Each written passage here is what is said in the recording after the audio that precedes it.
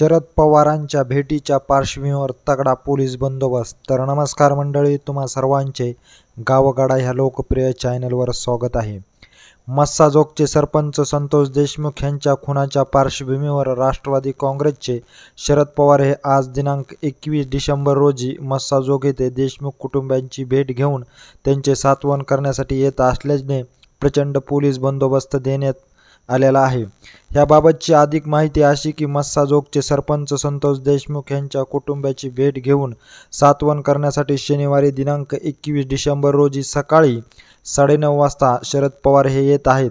त्यांच्यासोबत खासदार बजरंग सोनवणे, खासदार निलेश लंके यांच्यासह आमदार संदीप क्षीरसागर हे उपस्थित राहणार आहेत।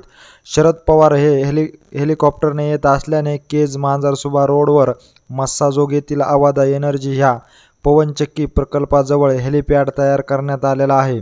दरम्यान शरद पवार आणि त्यांच्यासोबत इतर महत्त्वाचे अनेक जण येणार असल्याने मस्साजोग कुठल्याही अनुचित प्रकार घडू नये म्हणून एक अप्पर पोलीस अधीक्षक, 2 पोलीस अधीक्षक, 4 पोलीस निरीक्षक, SRPGFची 2 तुकड्या, RCPFची तुकडी, 125 पुरुष पोलीस अंमलदार, 25 महिला पोलीस अंमलदार असा प्रचंड पोलीस बंदोबस्त तैनात करण्यात आलेला आहे।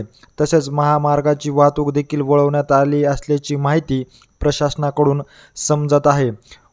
आज 21 डिसेंबर रोजी शरद पवार हे मस्साजोग ह्या ठिकाणी येत असल्याच्या पार्श्वभूमीवर हा पोलीस बंदोबस्त तैनात करण्यात आल्याची माहिती देखील समोर येत आहे। या ठिकाणी कुठला अनुचित प्रकार घडू नये या अनुषंगानेच हा पोलीस बंदोबस्त या ठिकाणी देण्यात आल्याची माहिती समोर येत आहे। एकंदरीत ह्या सर्व घडामोडीविषयी नेमकं तुम्हाला काय वाटतंय हे आम्हाला आमच्या कमेंट बॉक्समध्ये नक्की कळवा। आणि अशीच अपडेट जर तुम्हाला वेळोवेळी जाणून घ्यायची असेल आणि तुम्ही अजूनही आमच्या चॅनलला जर सबस्क्राईब केलं नसेल तर नक्की सबस्क्राईब करा।